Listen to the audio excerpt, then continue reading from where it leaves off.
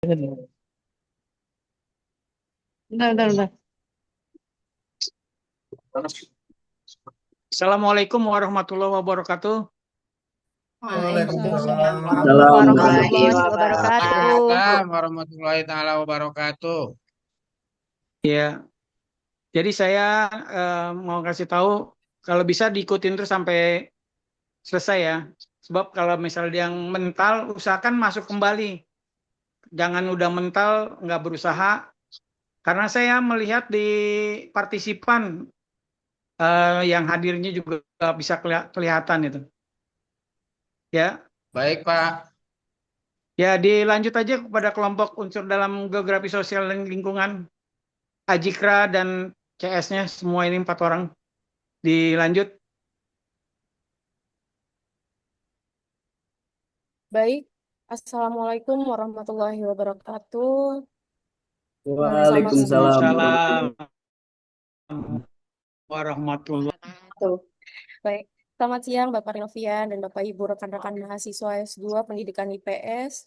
Puji syukur hari ini kita bisa melaksanakan diskusi akademik kita pada sesi ini. Kami dari kelompok 4 akan mempresentasikan materi mengenai unsur-unsur dalam geografi sosial dan lingkungan. Saya, Nikmainun Nabila, akan bertugas sebagai moderator sekaligus anggota dari tim pemateri bersama rekan saya, Ibu Azikra Ramadhani, Ibu Widiani, dan Hadir. Bapak Heri Irawan.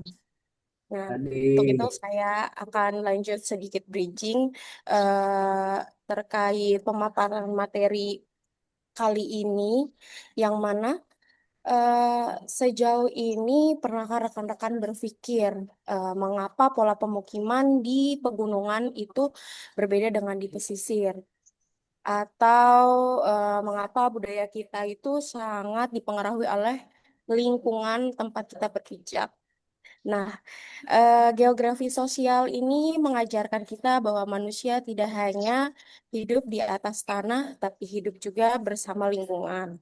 Saya Nikma Ainun Nabila dan rekan-rekan saya akan mengajak teman-teman dan Bapak Rinovian untuk menyelami elemen-elemen penting dalam geografi sosial dan lingkungan. Untuk itu kami akan sedikit membedah bagaimana elemen fisik dan sosial serta unsur-unsur saling bertautan dalam membentuk dunia kita lihat selama ini gitu. Nah,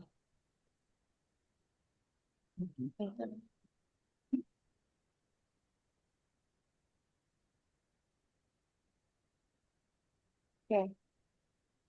Untuk pendahuluannya, geografi ini kan berkembang dari fokus fisik ke integrasi sosial lingkungan, yang mana geografi sosial juga menelaah relasi masyarakat dalam ruang geografi lingkungan, fokus pada interaksi manusia alam.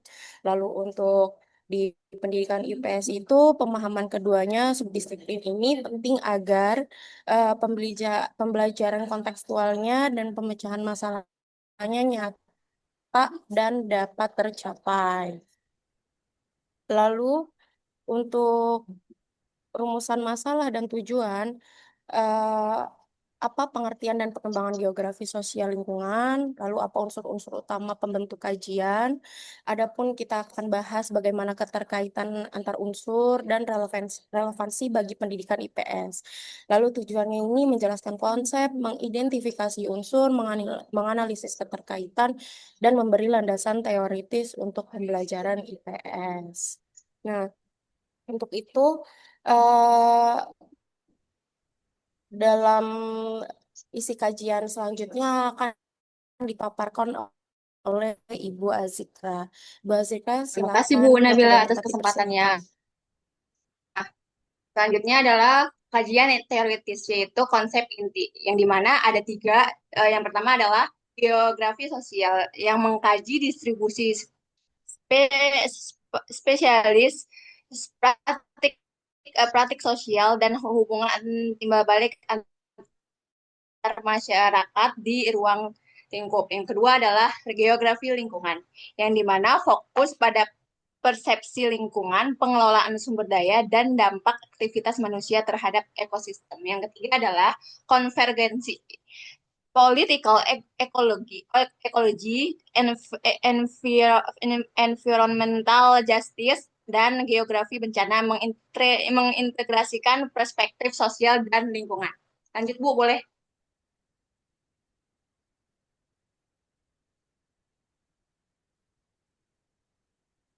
Selanjutnya adalah unsur-unsur utama dalam geografi, yaitu yang pertama adalah ruang, space, yang dimana akan dilihat sebagai berikut, yaitu dimensi fisik, sosial, dan simbolik, dan selanjutnya adalah fondasi berpikir secara spasial. Yang kedua adalah tempat, yaitu place, yang dimana kita bisa dilihat dari segi lokasi, lokasi yang bermakna, lokasi lanskap, dan sense of place. Yang ketiga adalah interaksi manusia lingkungan. Ini bisa dilihat dari adaptasi, modifikasi lingkungan, dan dampak seperti perubahan iklim. Boleh, Bu, lanjut.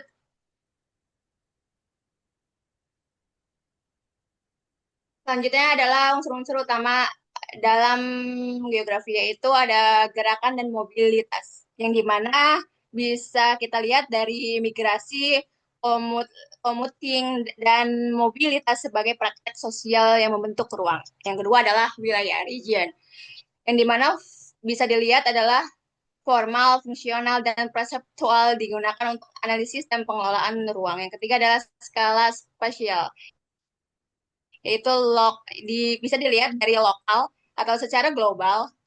Secara global, skala dibuat dan diperebutkan melalui praktek sosial.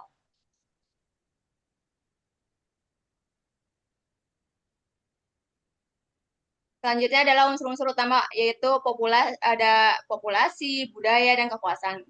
Bisa dilihat dari demografi, distribusi, komposisi, migrasi, dan implikasi spesial bagi pembangunan dan lingkungan. Yang kedua adalah budaya dan identitas, yang dimana kita bisa lihat dari nilai, norma, place, attachment, membentuk langsung atau membentuk lanskap budaya dan persepsi ruang. Yang ketiga adalah kekuasaan dan politik, yang dimana pengaturan ruang mencerminkan relasi kekuasaan, konflik teritorial, dan keadaan spesialis. Selanjutnya, Bu, bisa dilanjutkan oleh Bu Widiani.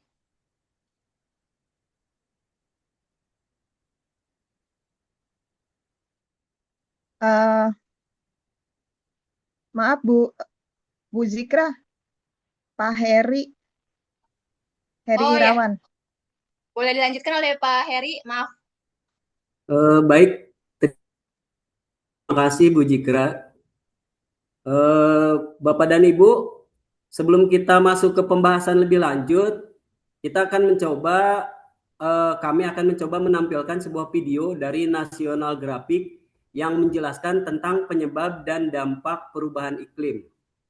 Melalui video ini diharapkan kita bisa memahami gambaran umum mengenai bagaimana aktivitas manusia mempengaruhi kondisi bumi saat ini. Mangga untuk disimak videonya.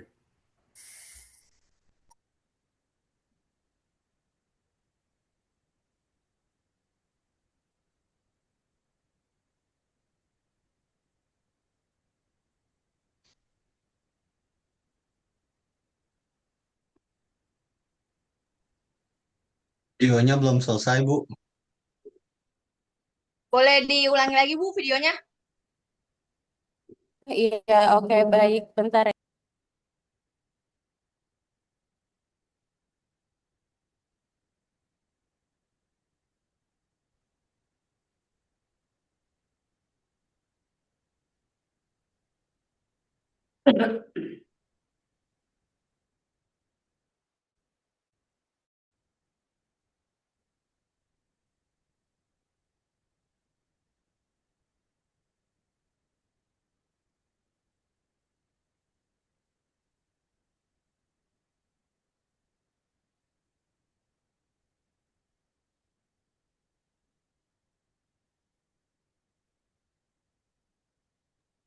Baik, Bapak Ibu, mungkin untuk penayangannya hanya bisa di 30 detik pertama. Nanti linknya akan kami share di grup karena dikhawatirkan ketika diposting di YouTube oleh Bapak Rinovian terkena copyright. Untuk itu bisa dilanjutkan pemaparan materinya kepada Bapak Heri.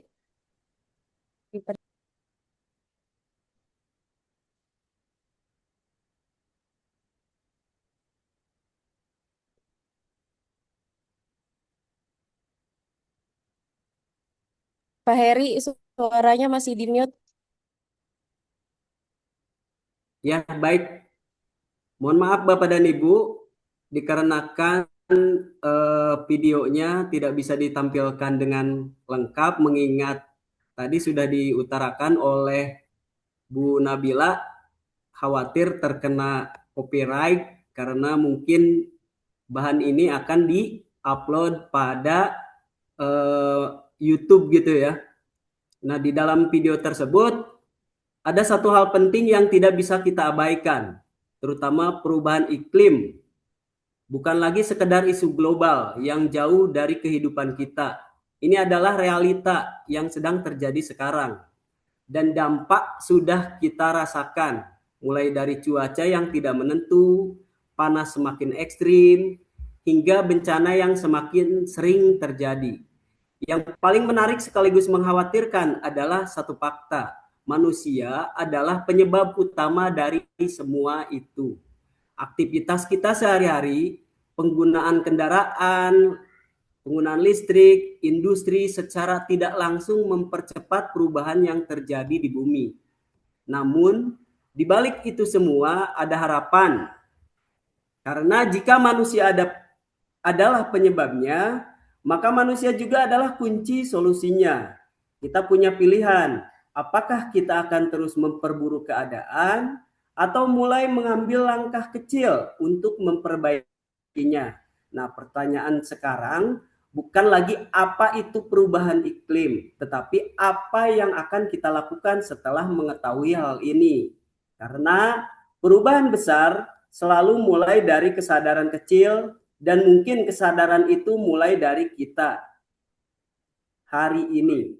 Baik, dari pemaparan yang telah saya sampaikan, kita dapat melihat bahwa dinamika ruang tidak hanya berpengaruh oleh mobilitas dan demografi, tetapi juga oleh budaya, identitas, serta relasi kekuasaan yang bekerja di dalamnya. Nah, selanjutnya pembahasan akan dilanjutkan oleh Ibu Widi. Mangga Ibu Widi dipersilahkan. Ya, terima kasih Pak Heri. Izin Pak dosen dan teman-teman, saya akan melanjutkan apa yang disampaikan oleh Pak Heri. Selanjutnya adalah keberlanjutan lingkungan. Sebelumnya, gimana? Oh iya. Bu Nabila, sebelumnya Bu.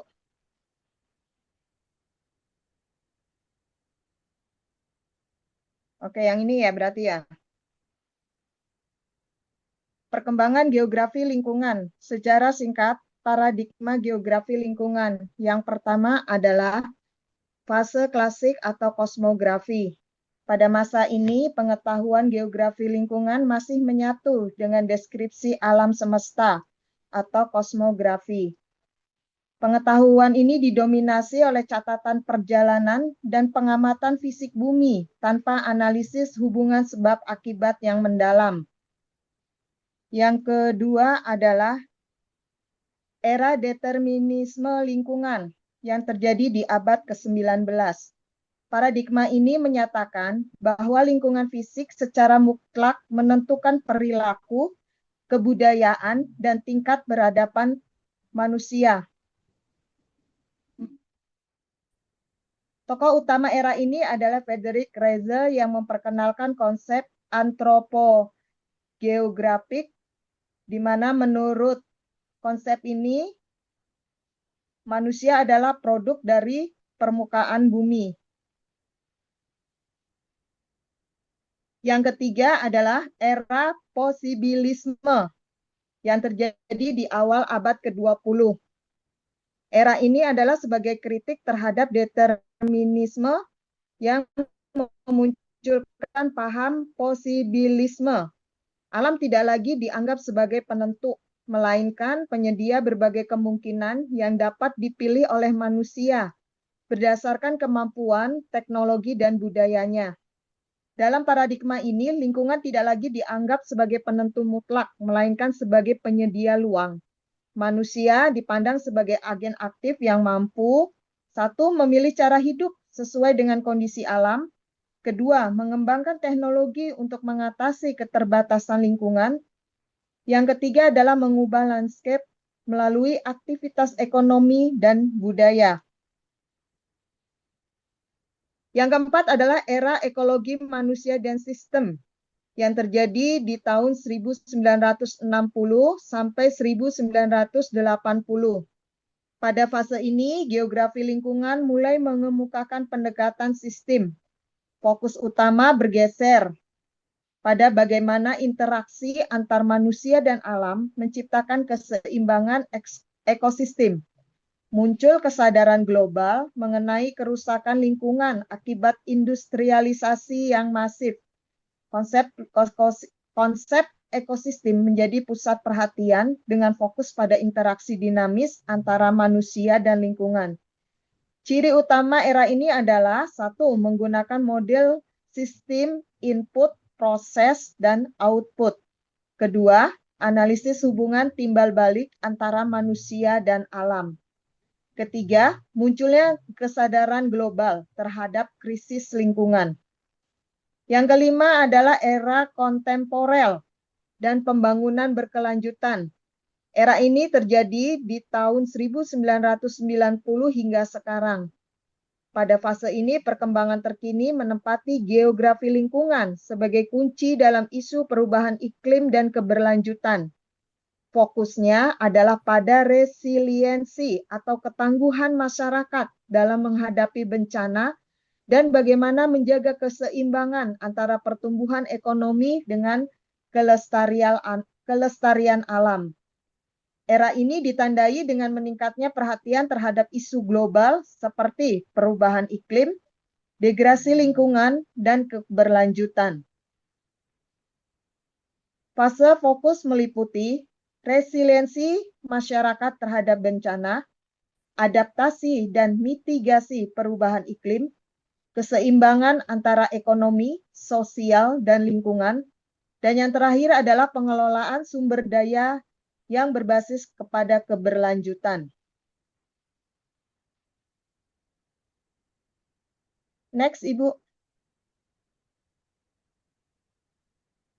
Kesimpulan yang dapat kita tarik dari makalah ini adalah, pertama, geografi sosial dan lingkungan merupakan subdisiplin geografi yang mengkaji secara integratif hubungan antara masyarakat manusia dengan ruang dan lingkungan tempat mereka berada.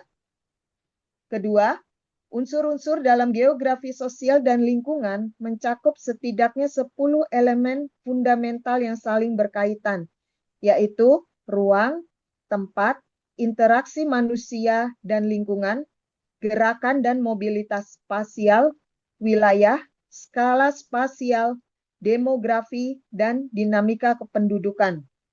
Yang ketiga, terdapat keterkaitan yang erat antara terdapat keterkaitan yang erat dan kompleks antara unsur-unsur geografi sosial dan lingkungan tersebut. Dinamika kependudukan misalnya berpengaruh terhadap pola mobilitas, tekanan terhadap lingkungan, dan transformasi lanskap budaya.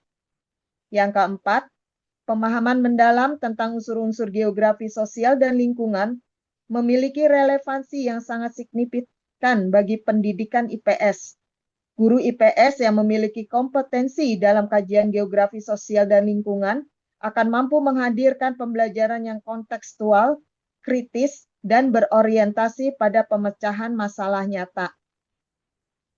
Saran yang dari kesimpulan yang sudah diuraikan di atas, maka ada beberapa saran yang dapat kami kemukakan, yaitu satu, bagi pendidik IPS disarankan untuk mengintegrasikan kajian tentang unsur-unsur geografi sosial dan lingkungan secara sistematis dalam pembelajaran IPS di semua jenjang pendidikan.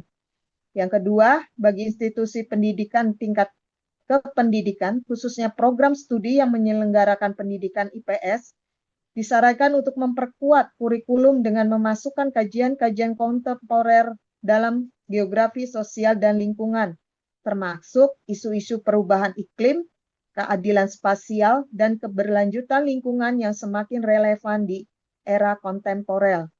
Yang ketiga, bagi peneliti, disarankan untuk melakukan kajian empiris terhadap efektivitas berbagai pendekatan pembelajaran yang mengintegrasi unsur-unsur geografi, sosial, dan lingkungan dalam meningkatkan kompetensi geospasial dan kesadaran lingkungan peserta didik. Dan yang terakhir adalah bagi pengambil kebijakan di bidang pendidikan, disarankan untuk mempertimbangkan penguatan standar kompetensi geografi dalam kurikulum IPS, termasuk kompetensi tentang geografi sosial dan lingkungan, sebagai bagian dari upaya mempersiapkan generasi muda Indonesia untuk menghadapi tantangan pembangunan berkelanjutan yang semakin kompleks di abad ke-21. Terima kasih. Demikian pemaparan makalah dari kami kelompok 4. Selanjutnya saya kembalikan kepada moderator Ibu Nabila. Dipersilakan, Bu. Saya presentasi dulu ya, Bu. Baik. Boleh, Pak. Baik, Ya. terima kasih Bu Widi, Bapak Heri dan Ibu Azrika telah memaparkan materi. Itulah paparan dari kelompok kami. Untuk itu kami beri ruang untuk Bapak Rinovian terlebih dahulu. Biasanya Bapak mau absen terlebih dahulu Iya, Bu, benar. atau mau lanjut sesi? Oh iya, baik. Silakan Bapak. Iya. Terima kasih, Bu. Heri Irawan. Heri. Dikecilin ya Bu, cukup di ini aja. Heri Irawan Dimatiin ada aja Heri Irawan. audionya ya.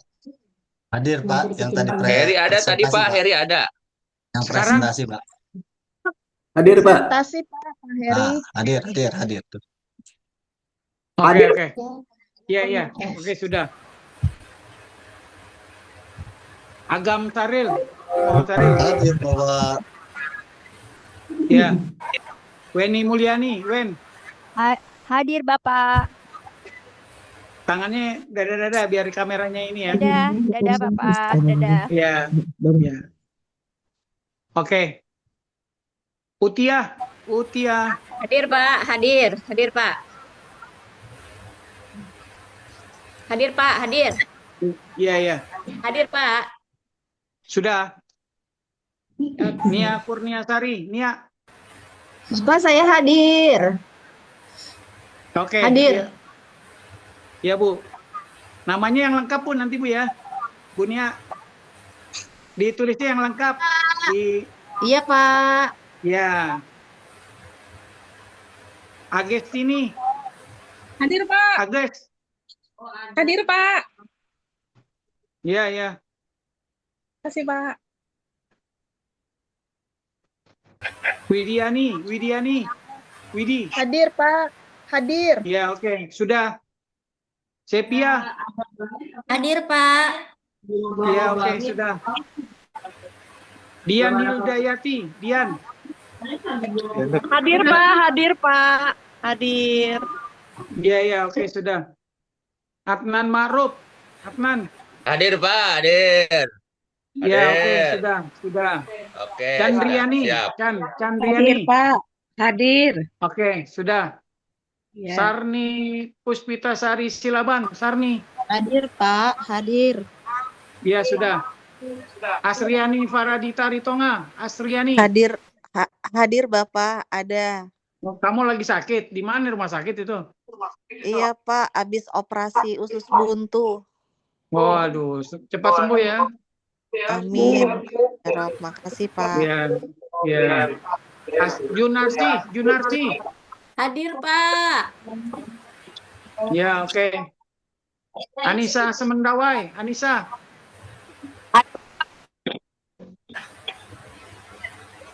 Ya, sudah.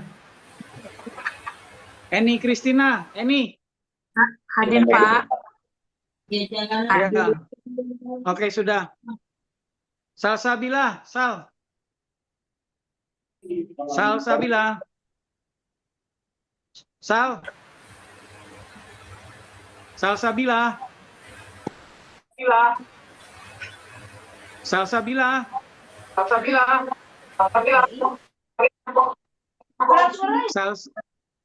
Salsabila ada, Salsabila. Sal. Salsabila. Ril, kemana Ril? Di Zoom tidak ada Bapak namanya, punten. Oh, nggak ada ya, dari tadi ya. Oke. Makasih. Nanti jangan sampai komplain, takutnya ntar komplain pas ini Pak saya hadir. Kayak minggu kemarin dia bilang ini dia lagi naik mobil tuh. Siapa tuh? Saya lupa tuh. Raden Ayu. Hadir, Pak, Raden Ayu. Ya, oke, sudah. Uji Lindayani, Uji. Hadir, Pak. Hadir, Pak. Hadir, Pak. Ya, sudah. Sudah. Dimas Prabowo, Dimas. Hadir, Pak, hadir.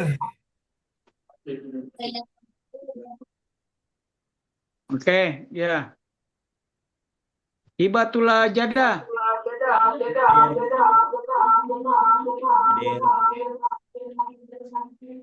Hibatullah. Hadir.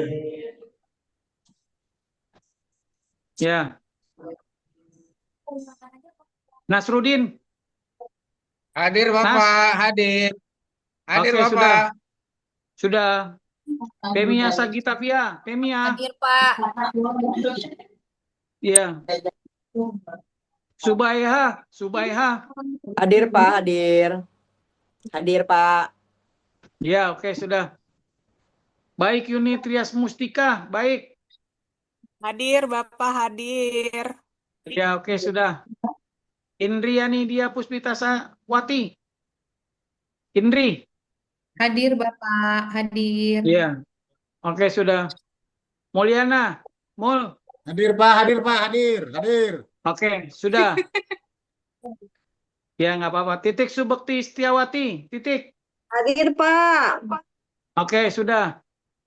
Ulfa Nur Khalifah, Ulfa. Ulfa. Ya, Pak. Oke, terima kasih ya, sudah. Udah. Wardana, War. Hadir, Pak. Hadir, Pak. Oke. Ya, sudah. Sudah. Agung Ramadan, Agung. Hadir Pak, hadir. Hadir Pak. Oke, ya, terima kasih. Ya Pak. Nandisa, sudah ya. Nandisa Lucy Nopitasari. Hadir, Pak. Hadir. Ya, oke, sudah. Aska Sabili Salam. Hadir, hadir. Oke, ya, oke, sudah. Hadir, Pak, hadir. Ya, sudah. Rafita Sari. Hadir, Rafita. Pak. Hadir. Hadir, Pak. Ya, sudah, Hadir, Rafita Pak. Sari. Sudah, sudah. Anita Raya. Hadir, Pak. Oke, sudah. Adle Ramli El Hasain. Hadir, Adli. Pak, hadir, Pak, hadir.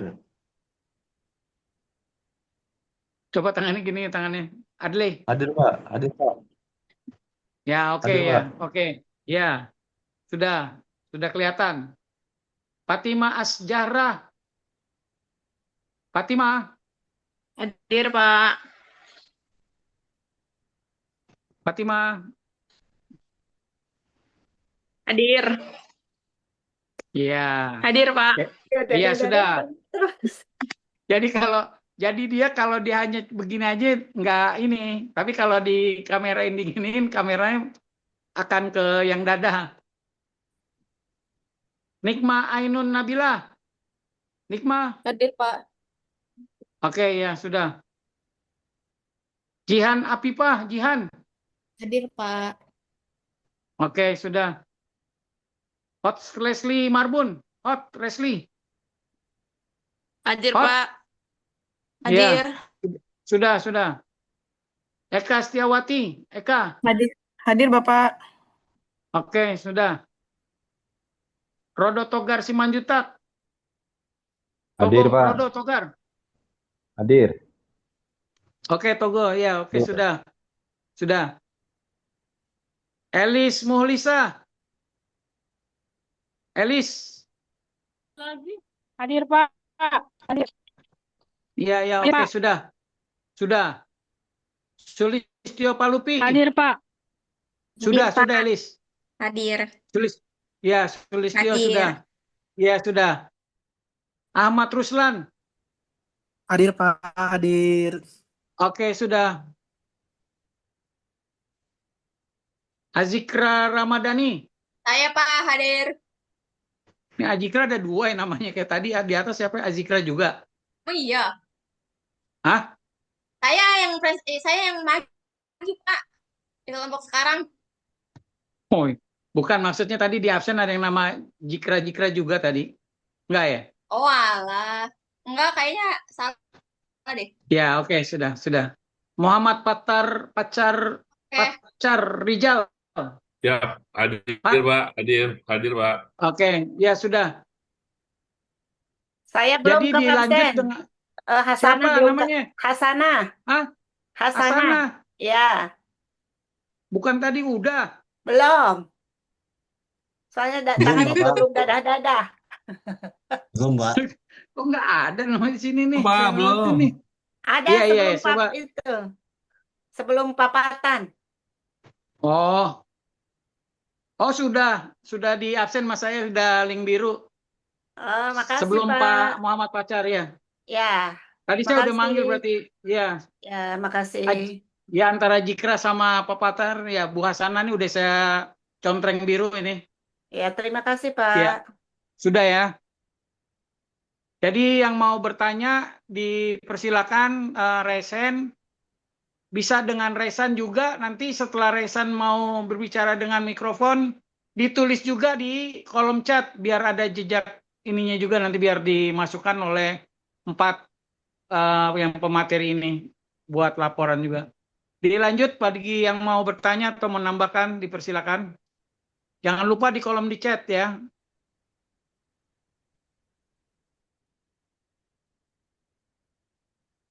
Baik, Ibu Eka, silakan. Ya, baik. Terima kasih, Bu. Assalamualaikum warahmatullahi wabarakatuh.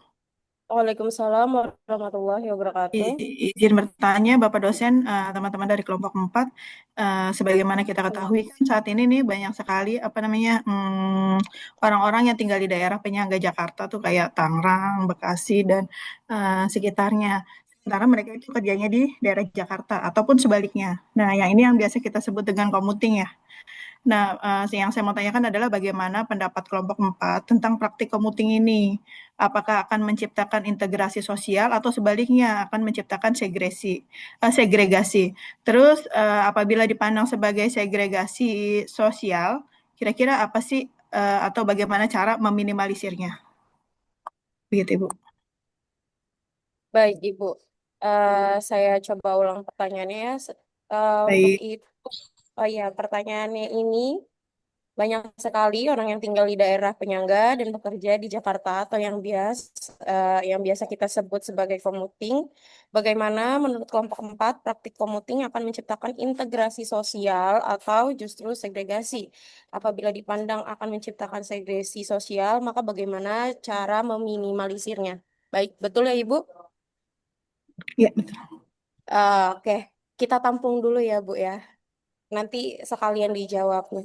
Silakan Bapak Ibu, ada yang Izin ingin bertanya. bertanya lagi? Izin bertanya, Bu. Baik, Bu Ages, silakan. Saya pertanyaannya agak banyak, Bu. Mohon maaf ya. Tapi saya udah tulis tadi. Yang pertama itu tentang potensi pangan dan potensi lapangan kerja melalui pemanfaatan RT RW untuk menampung, mohon maaf ya, itu sepiteng dijadiin ternak lele, nanti ditampung dulu lelenya 2 minggu, dikasih makan daun, setelah itu bisa diolah.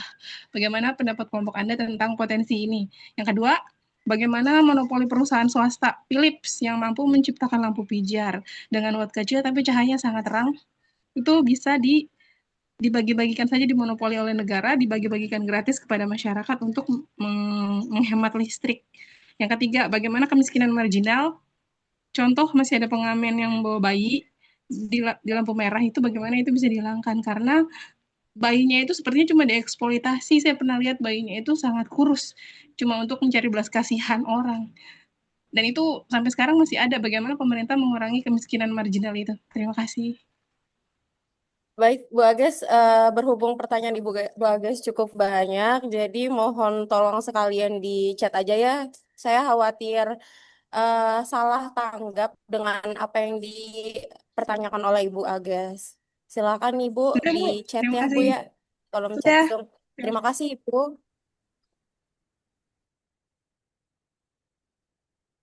Banyak banget yang nanya.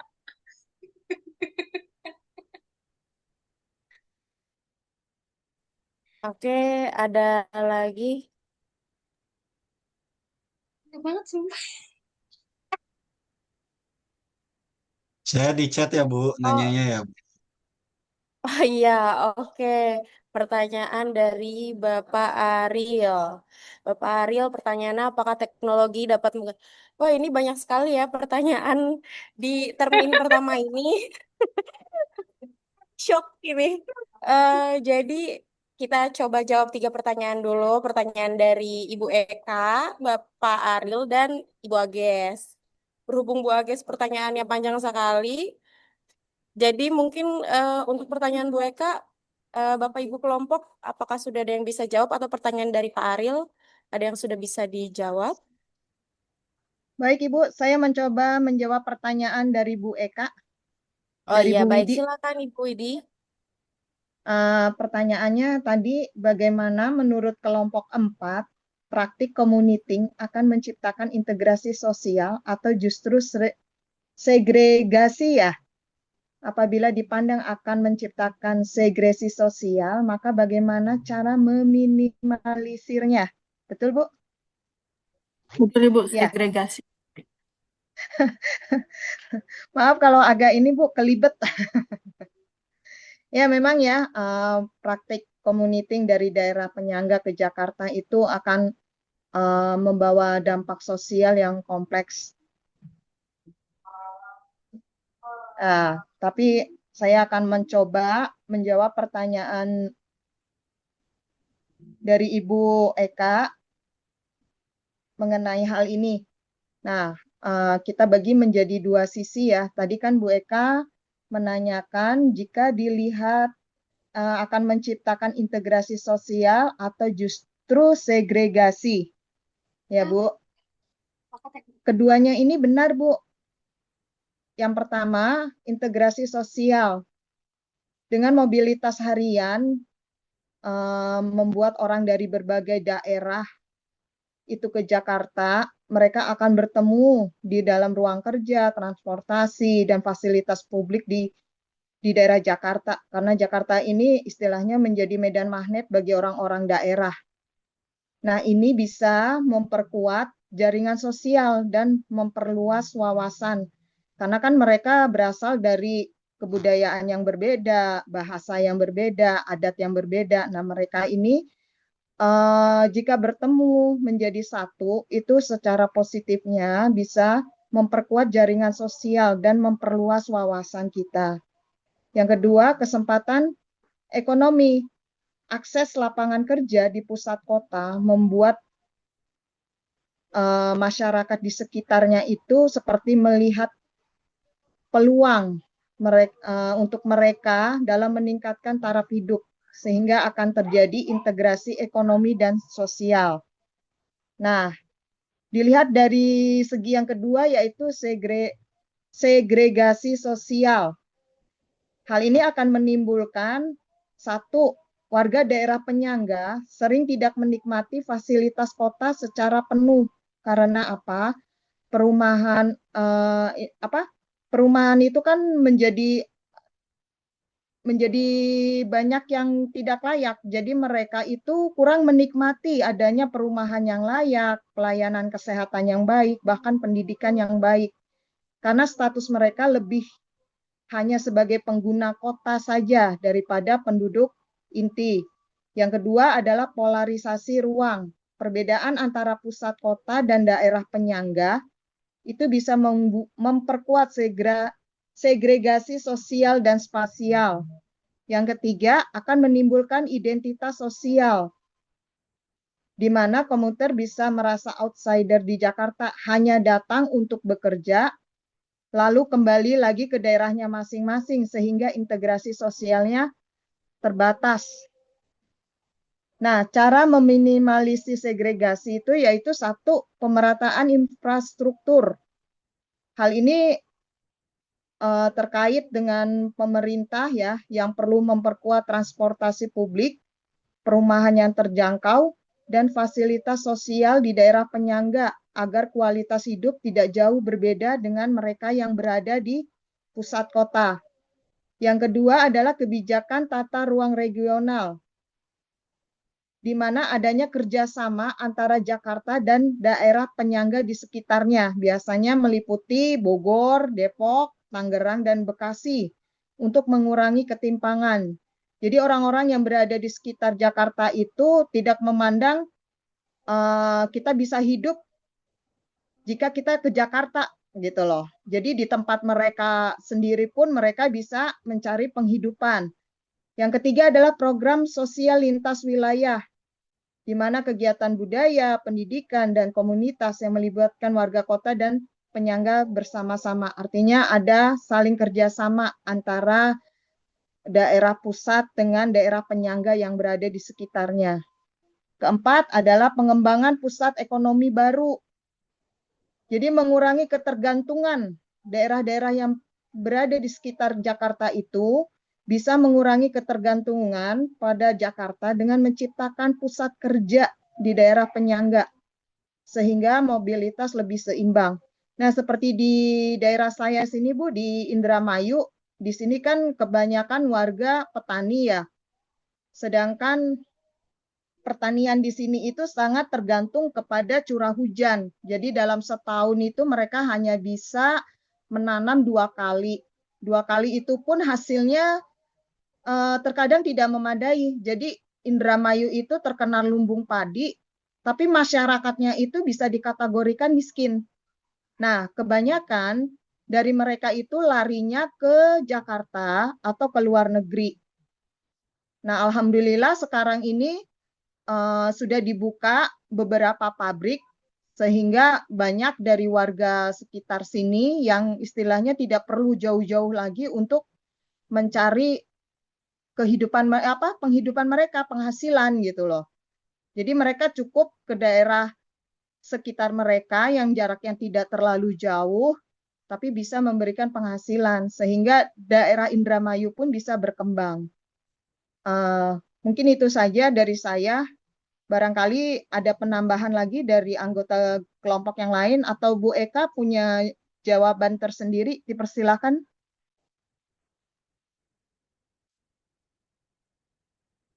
Terima kasih Bu Nabila.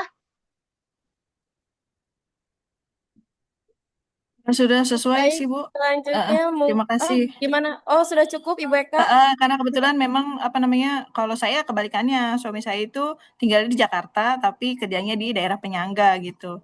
Jadi berangkat pagi-pagi subuh, pulangnya malam. Jadi itu emang kadang-kadang bisa menyebabkan tadi segregasi ya.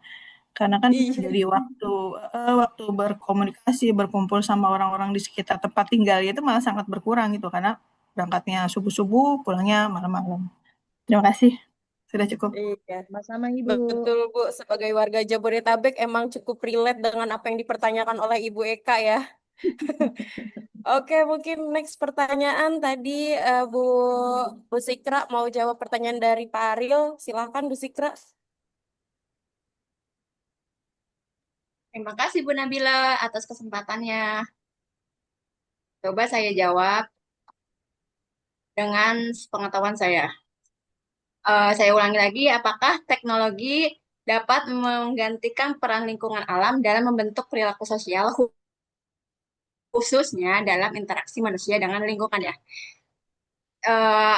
Ya bisa sih teknologi dapat menggantikan peran lingkungan alam dalam membentuk perilaku sosial dan interaksi manusia dengan lingkungan. Namun penggantinya itu bersifat simulasi dan tidak menyeluruh, serta seringkali membawa dampak ganda, yaitu positif dan negatif. Teknologi memediasi dan mensimulisasikan dan meningkatkan pengalaman kita terhadap alam, menciptakan apa yang disebut sebagai technological nature.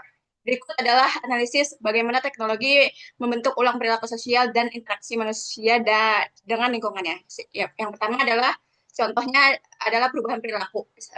Perbedaan antara simulasi alam versus alam nyata, yang dimana ada tiga, yaitu pengganti pengalaman.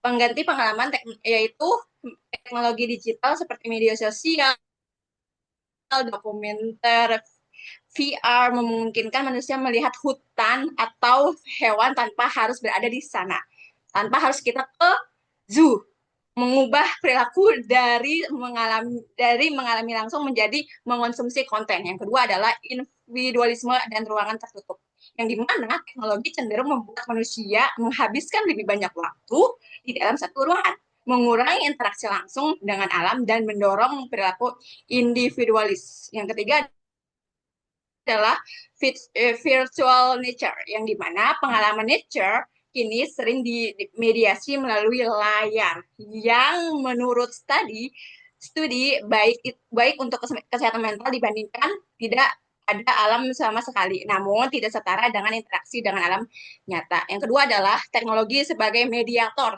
interaksi manusia dan lingkungan, yang dimana pemantauan dan kesadaran. Teknologi itu seperti sensor kualitas udara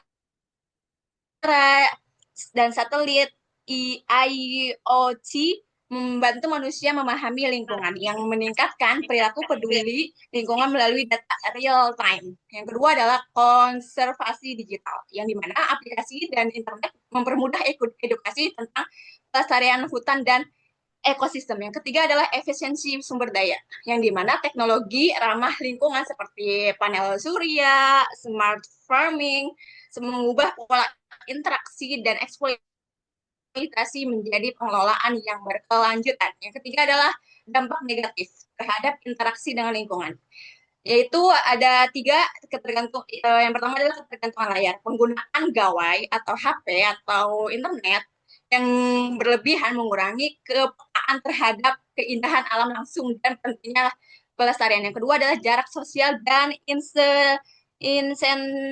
insensitivitas, yaitu teknologi dapat menciptakan efek dehumanisasi, mengurangi kemampuan interaksi tatap muka dan membuat manusia kurang peka terhadap dampak lingkungan sekitar. Yang ketiga adalah kerusakan lingkungan, yang dimana produksi perangkat teknologi seperti telepon pintar, survei data, memerlukan bahan baku alam yang jika tidak dikelola justru merusak habitat dan berkontribusi pada solusi. Kesimpulannya adalah teknologi dapat mengganti sebagian peran lingkungan dalam membentuk perilakunya saja.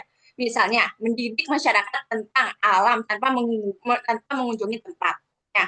Namun, teknologi tidak dapat menggantikan secara nilai intrinsik pengalaman fisik dan kesehatan psikologi yang didapat dari alam yang sebenarnya. Teknologi sebaiknya dipandang sebagai alat untuk meningkatkan hubungan manusia dengan alam, bukan sebagai substitusi total. Demikian jawaban saya. Boleh diperkuat oleh anggota lain. Terima kasih.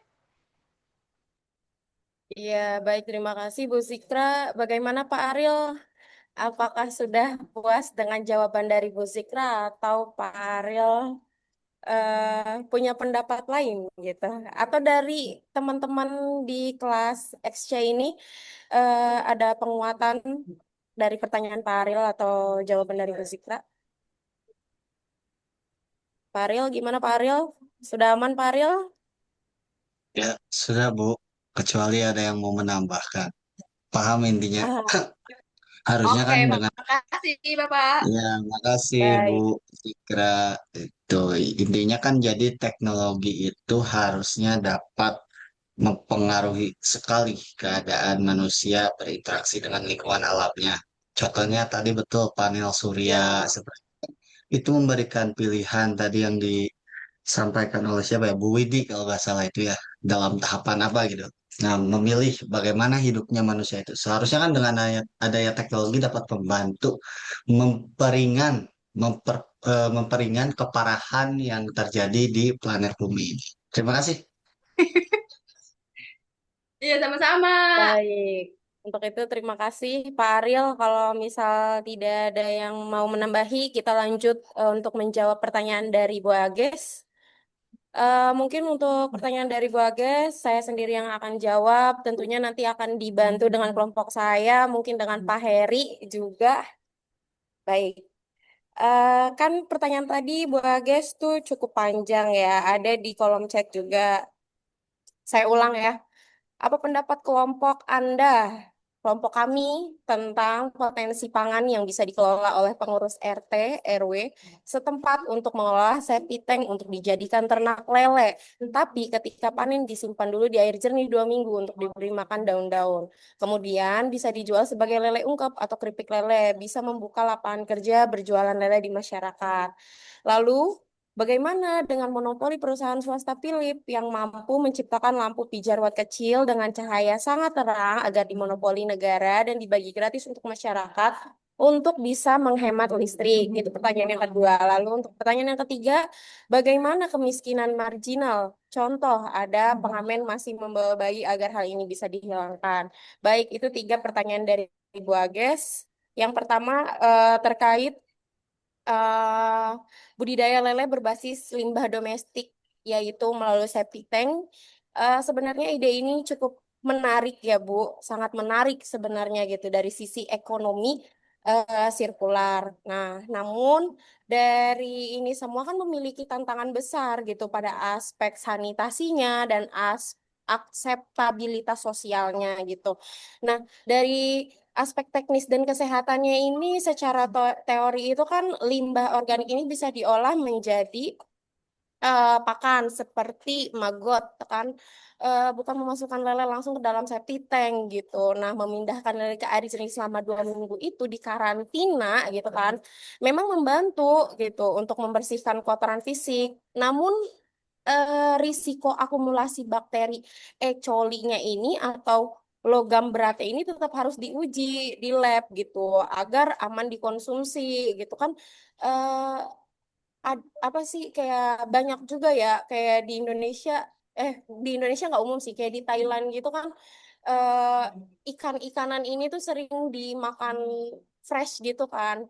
Nah, itu kalau di Thailand kan jelas ya dari mana gitu. Kalau di Indonesia mungkin yang emang nggak biasa dengan makanan yang ikan-ikan fresh dimakan langsung kayak gitu pasti jijik gitu kan.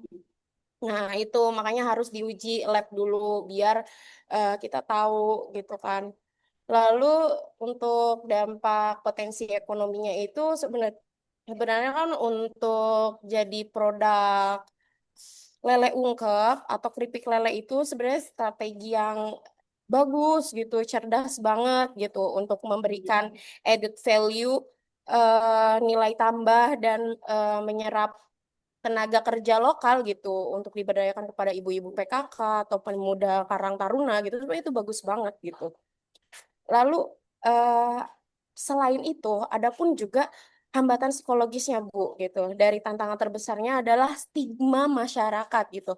Stigma masyarakat yang mungkin enggan membeli jika mengetahui asal muasal budidayanya. Oleh karena itu, edukasinya itu sangat penting eh, mengenai sistem filtrasinya yang higienis sangat diperlukan sebelum produk dipasarkan dan hasil labnya gitu. Nah, sedangkan kan kayak di Indonesia ini untuk cek lab UMKM ini kadang agak sulit dan prosesnya panjang gitu. Mungkin ini bisa bertahan 1-2 tahun kalau misalnya apa ya, kerjasama antar Pemdanya gitu kan, antar RT RW, antar labnya itu mudah, mungkin ini bisa jadi jangka panjang. Tapi kalau misalnya dipersulit gitu ya, atau di hal-hal tertentu masih ada yang dibatasi, itu juga pasti akan sulit untuk maju gitu.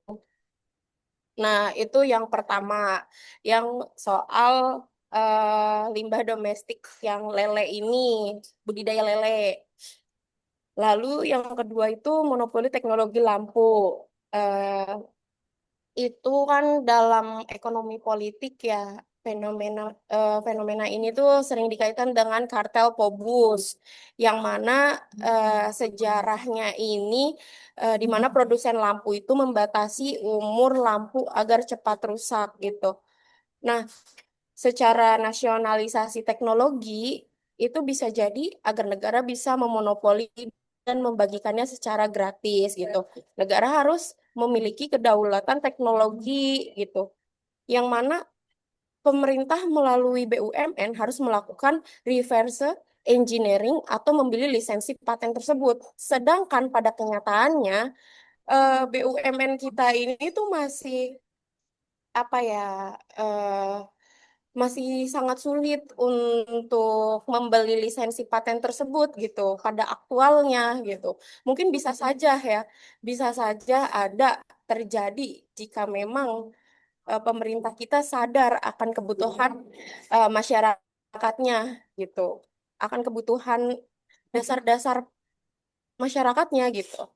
Lalu dari dampak penghematannya ini kan, jika memang negara ini mau mendistribusikan lampu efisiensi tinggi secara gratis, beban subsidi listrik negara kan akan turun drastis gitu. Lalu ini juga sebenarnya investasi yang jangka panjang gitu. Namun selain itu kan tantangannya adalah anggaran awal yang sangat besar gitu, dan kesiapan industri dalam negeri untuk memproduksi massal tanpa bergantung pada impor komponen dari perusahaan swasta tersebut. Sedangkan kita selama ini BUMN-nya sering banget menggunakan eh, impor gitu. Apa impor dulu, apa-apa impor dulu, impor dulu, impor dulu, impor dulu gitu. Ya sulit gitu. Ketika misalnya memang ada eh, apa ya, kita memberdayakan tenaga dari negara kita asalnya, pasti selalu ada cibiran juga yang mana ini nggak siap, itunya belum siap gitu. Jadi kayak serba salah juga sebenarnya. Nah, itu kan untuk eh, dampak penghematannya. Sedangkan untuk regulasinya ini kan daripada monopoli total, negara bisa menggunakan instrumen standar nasional Indonesia yang mewajibkan semua lampu yang beredar ini harus memiliki efisiensi yang tinggi, sehingga secara alami lampu boros energi itu hilang di pasaran. Jadi ya sebenarnya yang kita lakukan ketika kita membeli yang standar nasional Indonesia, kita juga sudah membantu eh, apa ya, keberlangsungan negara kita gitu dengan lebih baik. Lalu yang ketiga, wah ini cukup berat banget ya. Yang ketiga itu penanganan kemiskinan marginal gitu. Kasus pengamen membawa bayi itu, kalau kita di Jakarta, di Jabodetabek itu banyak banget bayi yang digendong. Bahkan ironisnya seringkali kita lihat bayi itu kok yang di lampu merah kok kelihatannya tidur terus gitu. Padahal ternyata banyak banget bayi-bayi itu yang gak bersalah, gak berdosa. Dia dikasih obat penenang, dia disuntik tidur gitu kan. Buat apa namanya, buat mereka tetap tidur, dan para orang tuanya ini mencari nafkah, nafkah yang eh wah sebenarnya itu cukup miris gitu ya. Itu kayak gitu benar-benar sulit ya gitu. Kalau misalnya apa, ini tuh sebenarnya masuk ke kemiskinan struktural gitu, yang mana kerentanan sosial itu sangat kompleks. Kita nggak bisa yang semudah itu membenahi satu hal tersebut gitu, karena kita harus cari akar masalahnya itu, ya kan. Nah, akar masalahnya itu di mana? Dengan kayak membawa bayi kayak gitu kan, mereka sebenarnya kan untuk bertahan hidup ya. Cuma kan kita bingung juga gitu untuk menghadapi mereka ini gitu.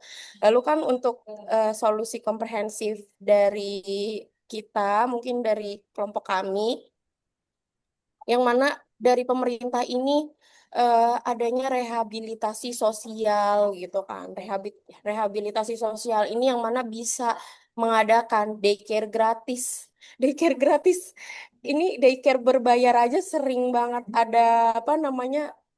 Sering banget banyak kasus ya. Apalagi daycare gratis kita nggak tahu. Cuma kan namanya kita berusaha ya kan kita memberikan inovasi kepada pemerintah yang mana itu juga untuk membantu kita dalam berkembang gitu.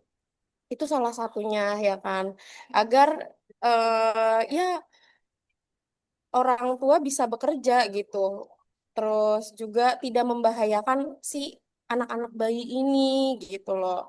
Lalu ada pun juga upskillingnya yang mana memberikan pelatihan keterampilan yang relevan dengan pasar kerja saat ini untuk UMKM, jasa, sehingga mereka memiliki opsi pekerjaan lain selain terjun ke jalan gitu. Jadi ya sebenarnya untuk apa ya, memberikan pelatihan ini sebenarnya udah cukup sering ya, udah banyak gitu. Cuma kan balik lagi ke orangnya, mau enggak belajar pelatihan-pelatihan ini, dan mungkin harus ada kerjasama dengan Pemda setempat juga, RT RW yang mana harus aware kepada mereka yang memang belum mendapatkan pekerjaan untuk apa namanya, dibantu untuk ikut pelatihan dasarnya ini gitu. Tapi ya susah juga kalau orang yang mau dibantu nggak mau dibantuin, ya kan?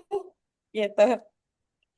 Nah, selain itu ada juga mungkin penegakan hukum berbasis solusinya ini eh, yang mana bisa mengambil anak dari jalanan harus dibarengi dengan pemberian jaminan sosial, yaitu PKH-nya ini yang tepat sasaran. Jika hanya dilarang tanpa diberi solusi ekonomi, ya mereka akan kembali lagi gitu, sulit. Ya mungkin itu dari saya. Apakah dari Pak Heri ada tambahan? Silahkan Pak Heri. Ini pertanyaan Bu Ages 3 luar biasa sekali. Mungkin dari Bapak Ibu. Silakan Pak Heri, waktu dan tempat dipersilakan. Ya, terima kasih Bu Nabila. Aduh, udah keringetan tuh Bu Nabila. Berarti pertanyaan Bu Ages luar biasa ya. Sampai keringetan Pak Bu Heri. baik Bu Ages, saya ya apa namanya? Saya menarik nih. Apa selalu menyimak tentang Bu Ages ya? Setiap Bu Ages bertanya itu baik di mata kuliah yang ini ataupun yang lain, Bu Ages sering mengemukakan tentang kemiskinan marginal dengan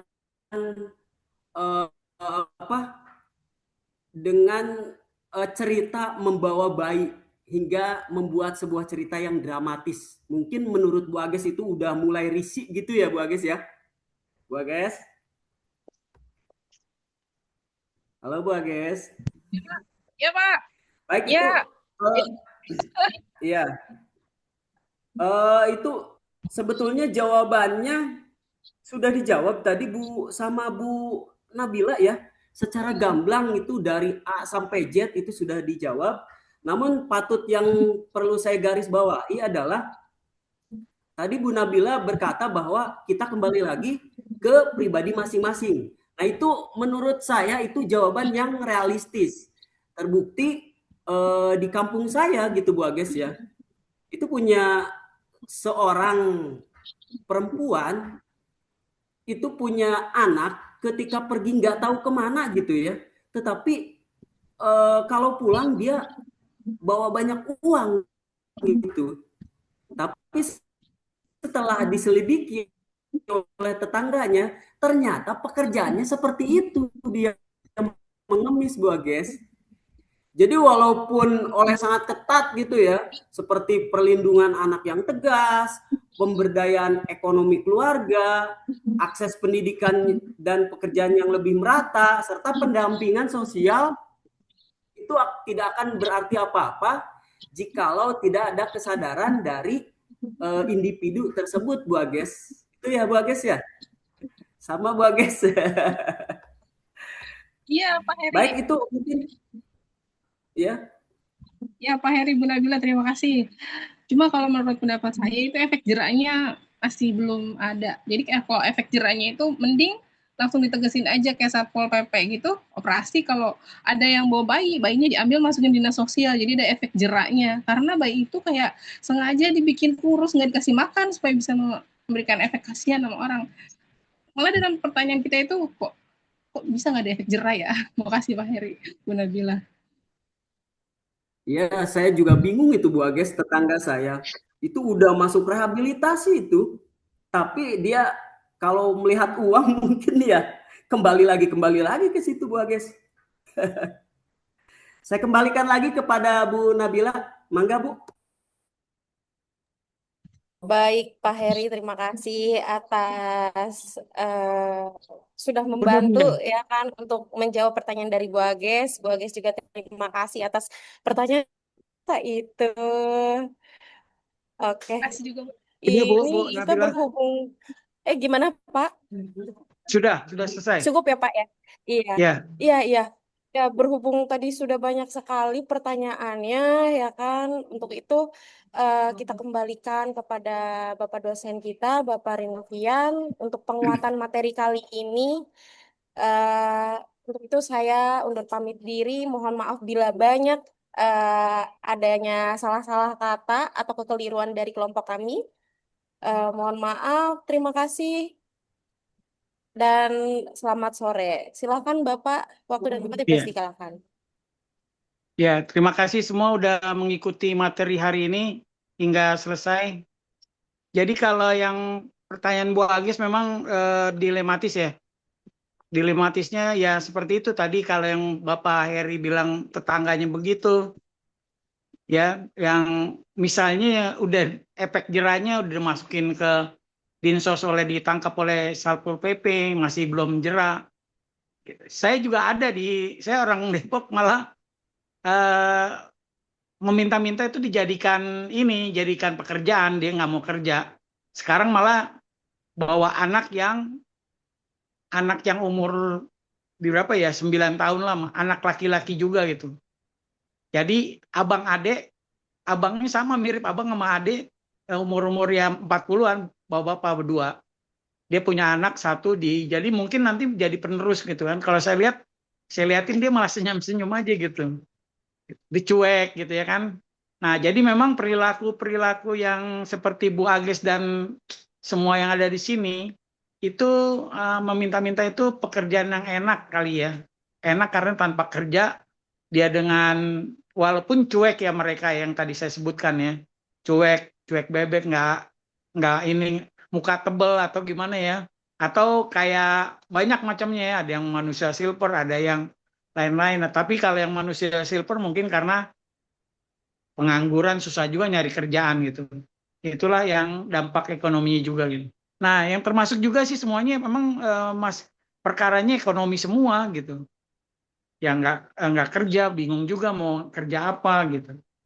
Nah, makanya kalau memang bisa ada solusi yang lebih baik, ya diajarkan aja tuh misalnya, walaupun ya udah ditangkap berkali-kali oleh Satpol PP, kalau bisa sih terus-terus aja. Jadi berapa kali, 2 kali nih ketahuan mungkin pindah wilayah gitu.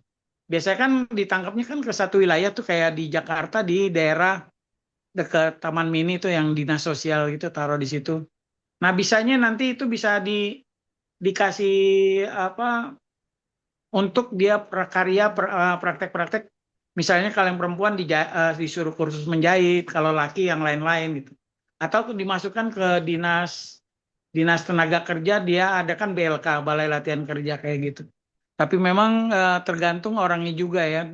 Pas dia nanti di pelatihan, kalau misalnya belum mau juga, ya udah nanti berulang-ulang kali aja terus. Kalau bisa sih ini gitu, nggak ada jera-jeranya juga. Jadi Satpol PP sama orang itu saling diulang-ulangin, Satpol PP nangkep terus aja lagi ya kan, biar ketahuan gitu.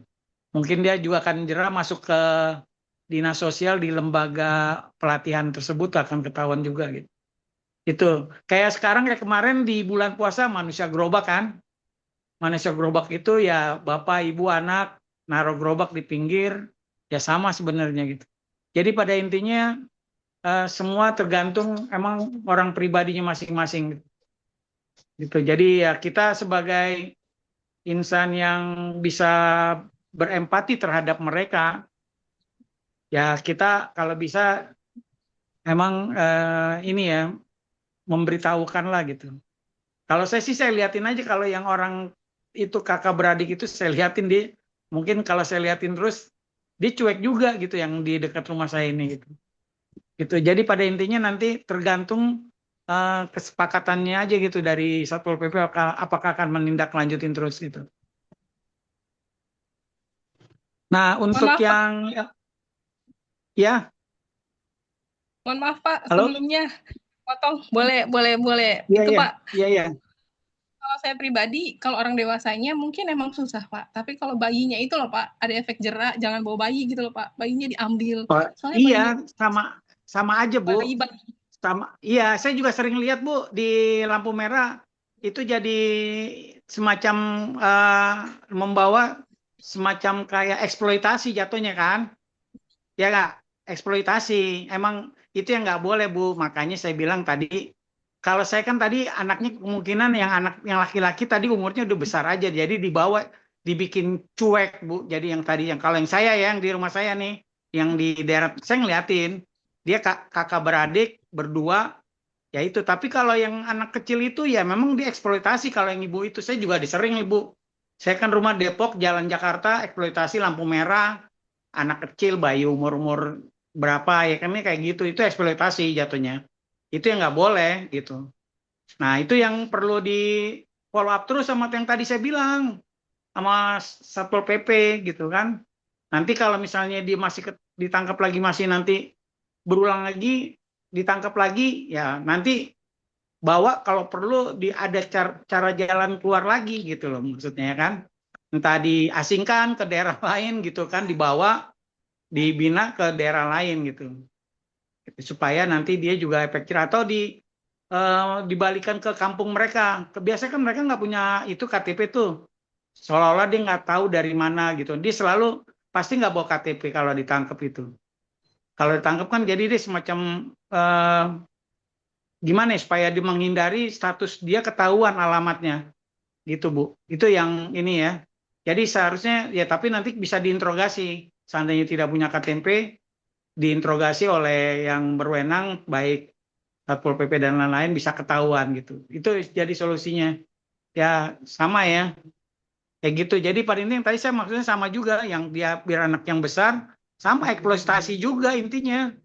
Eksploitasi karena yang tadi saya bilang yang mes itu udah jadi kayak semacam kebutuhan dia buat dia gitu kan. Gimana supaya dia ini gitu bisa hidup, nah tapi dengan cara jalannya dia salah gitu. Mungkin karena nggak ada lagi atau jadi keenakan, terutama Karena selalu quote-nya ada yang ngasih uang ya, Pak. Nah, keenakan itu dia. Iya, jadi Udah mereka keenak. males sudah kerja. Nah, udah keenakan kan jatuhnya kan keenakan. Iya. Nah, kan. Makanya saya bilang keenakan dari yang mau yang bawa bayi, mau yang umur ini. Jadi intinya minta-minta tuh udah keenakan gitu Enak, iya. ya. Udah Nggak capek. enak. Nggak capek juga, tapi kan enak. Gitu. Jadi dia Capek nggak Bu mau kalau iya, nggak mau dia nggak mau datang capek. pekerjaan, Pak. Iya, gitu. Jadi baiknya dikasih atau enggak, Pak? Kalau ada yang kayak gitu, Apanya? Pak. Ya Jangan dikasih. Nanti Kalau saya nggak pernah kebiasaan. kasih yang gitu-gitu. Oh, jangan dikasih, Pak ya? Oke, baik, Pak. Iya. Kamu kalau mau sedekah cari yang ini aja yang Kalau resmi dikasih dia atau makin ini mempertahankan itu. Iya iya. betul Nggak Bu. mau berjuang Efek sendiri. jerahnya jangan dikasih. Iya. Di Bogor, Nah, itu di Bogor ada orangnya, ya dia memanfaatkan kecacatan fisiknya gitu iya ya. sama. Tapi ternyata di Iya, kampungnya luar kadang-kadang biasa gitu kaya. juga. Iya. Nah, kayak begitu Lebih tuh. Jadi kaya di dari kita, kampungnya Pak. itu dia udah banyak ya. Nah, udah ya ini ya. Nah, kalau yang masalah lele nih sama nih. Lele jangan di tadi udah siapa yang presentnya udah bagus tuh jawabannya. Harus diuji POM dulu lelenya sebelum di ini kan. Masa dari septic tank lele mungkin ditaruh berapa minggu supaya ini nggak belum tentu juga karena dia makan kotoran-kotoran tadi tuh. Saya aja juga jijik loh gitu. Nah, saya juga pernah penelitian pengabdian pada masyarakat mengenai ternak lele. Itu kayak di Bekasi tuh ada, dia pakai drum aja juga bagus tuh besar. Jadi dia pakai drum bekas minyak gitu, dibersihkan semua bersih. Terus kita bisa di situ gitu.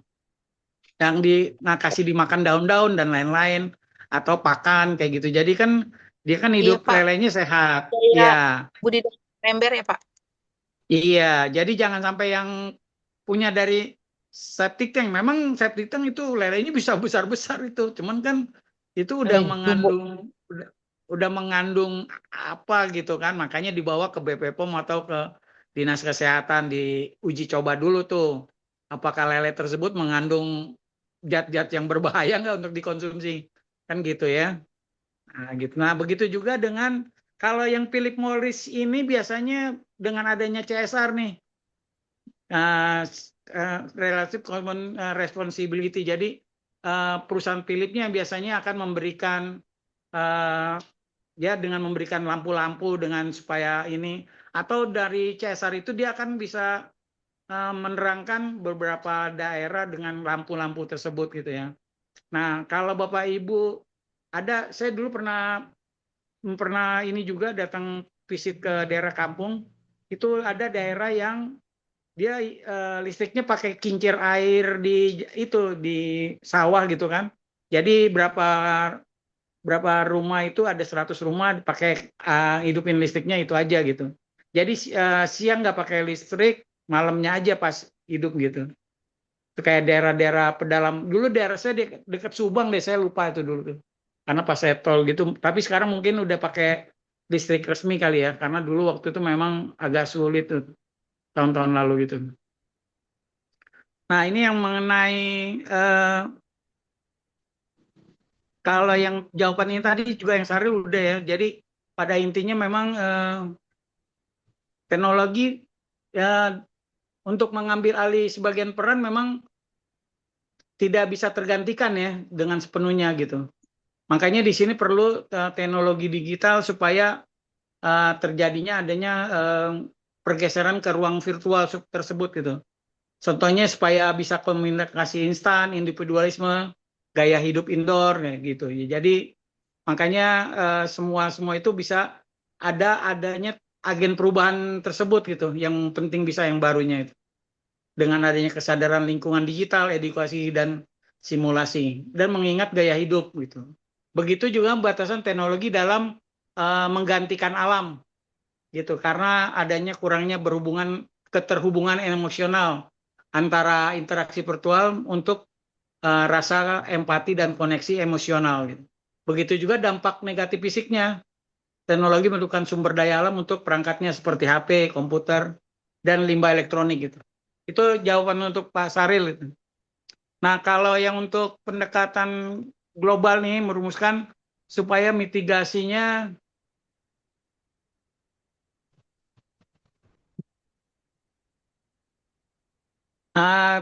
di sini ada supaya bisa dia mitigasi bencananya supaya bisa diikutin oleh adanya mengintereskan komitmen dulu Bu, teknologi pendanaan internasional global dengan kearifan lokal gitu. Partisipasi masyarakat, konteks geografis tempat, lokal. Nah, begitu juga dengan adanya pelokalan komitmen global gitu.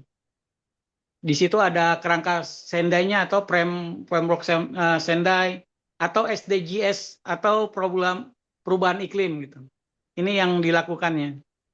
Begitu juga dengan integrasi pengetahuan ilmiah dengan kearifan lokal. Sistem peringatan dini multi bahaya supaya Indonesia bisa tahu apabila ada bencana lebih. Nah, kalau di handphone saya nih, kalau misalnya ini di dalam cuaca ini nanti sore atau besoknya ketahuan akan terjadi hujan gitu. Jadi kita kan bisa tahu nih gitu. akan terjadi badai gitu. Itu udah memberikan dengan teknologi ini kita bisa tahu dulu gitu. Itu ya Bu ya, Bu Indri nih. Karena dengan ada mitigasi bencana kita bisa lebih siap menghadapinya. Atau kalau sewaktu-waktu kita bisa ini juga gitu. Nah, kalau yang jawaban nih Bu Eka jadi udah jawab dengan Bu Hendri udah bagus ya. Saya juga orang Depok yang kerja di Jakarta sama nih. Kita yang orang-orang Jabodetabek ini atau kebalikannya yang orang Jakarta tadi yang Ibu Eka itu suaminya di daerah komuting yang daerah mungkin Kerawang tadi atau daerah mana, pokoknya di luar Jakarta tadi suami. Nah, sama aja Bu gitu. Jadi mungkin kalau suami Ibu pergi ke daerah timur, artinya mau ke Cikarang, Bekasi, itu kan biasanya jalan agak sepi ya, atau kebalikan dari orang yang dari Bekasi, Kerawang menuju Jakarta kan macet. Tapi kalau memang jalannya karena jauh, perlu pagi-pagi juga gitu. Jadi supaya dia bisa terjadinya ini gitu. Jadi supaya kita nih semua ini udah bagus nih adanya dengan adanya menambahan ini lagi gitu jalur-jalur semua. Kayak sekarang Pak KDM lagi buat dari Bogor menuju Sukabumi ada KRL sekarang, bukan kereta yang bayarnya 30 sampai 80 ribu. Jadi nanti udah ada KRL, jadi dari Bogor menuju Sukabumi pakai KRL gitu. Begitu juga yang dari Tanah Abang ke Rangkas Bitung. Rangkas Bitung kalau mau ke Merak ada kereta yang murah tuh, tapi bukan KRL yang ke Merak, masih kereta kayak diesel gitu, tapi murah. Dari Rangkas Bitung ke Merak cuman 3.000 atau 4.000 juga gitu. Tapi kalau itu di-connectingin lagi, diintegrasin lagi, bisa sampai ke Merak dengan adanya KRL lagi, itu lebih baik lagi gitu ya. Mungkin jalurnya juga dibikin double track atau ganda ya. Kalau yang sekarang ini masih satu bergantian gitu. Nah, mudah-mudahan juga begitu juga nih. Yang dari Cikarang ke Cikampek lagi mau elektrifikasi, jadi Cikarang sampai ke Cikampek nanti ada KRL juga gitu. Nah, itu yang menambahkan supaya kita bisa tahu terintegrasi semua gitu. Kalau yang dengan Bapak Ibu yang rumahnya di Bogor menuju Jakarta kan sudah terintegrasi dengan Transjakarta. Begitu juga yang orang Bogor kalau kepenuhan naik kereta bisa ada bus Transjakarta yang dari Bogor Jakarta juga gitu. Itu yang sangat mempermudah. Begitu juga yang kemarin penambahan dari Cawang Uki menuju ke Cikarang ya kemarin ya. Ya, kemarin sementara kan sampai Bekasi Timur yang waktu saya ini mungkin sekarang udah sampai Cikarang atau ya lumayan lah berarti udah agak jauhan dikit gitu. Udah berapa jauh gitu. Ya itu ya. Ini penyebab perubahan iklim juga nih yang AC juga gitu.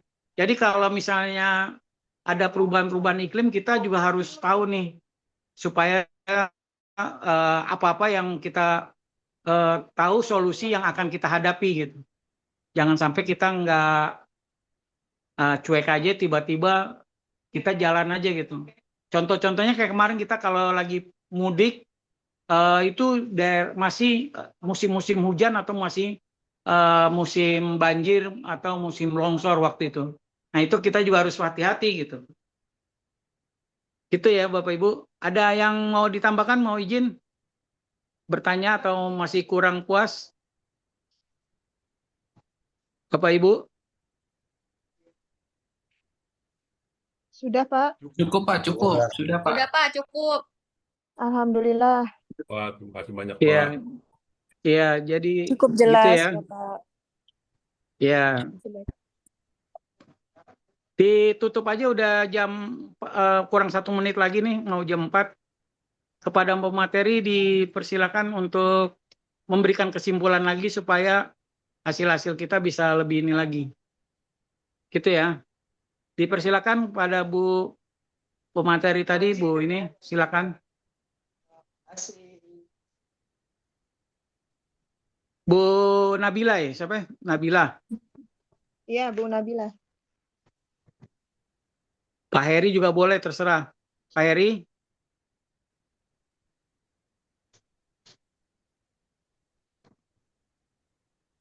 Mana nih yang Ya, Pak. presentasi? Oh iya. Ditutup aja Pak Eri. Kita tutup aja kali Pak ya. Iya, ditutup. Ya, baik Bapak dan Ibu, terima kasih atas partisipasinya. Kami dari kelompok 4 mengucapkan terima kasih. Banyak hal yang kami pelajari dari pertanyaan-pertanyaan yang telah Bapak Ibu lontarkan sehingga tergali pengetahuan baru bagi kami gitu ya. Baik Bapak dan Ibu, cukup saja. Mohon maaf bila ada kata-kata dan perlakuan kami dari kelompok 4 yang kurang berkenan. Akhir kata, bilai topik walidaya. Wassalamualaikum warahmatullahi wabarakatuh. Waalaikumsalam. Waalaikumsalam warahmatullahi wabarakatuh. Terima kasih Bapak. Terima kasih semua ya udah mengikuti materi hari ini. Semoga Terima kita kasih. Ya, sama-sama Bapak. Terima ya, kasih jangan lupa teman-teman.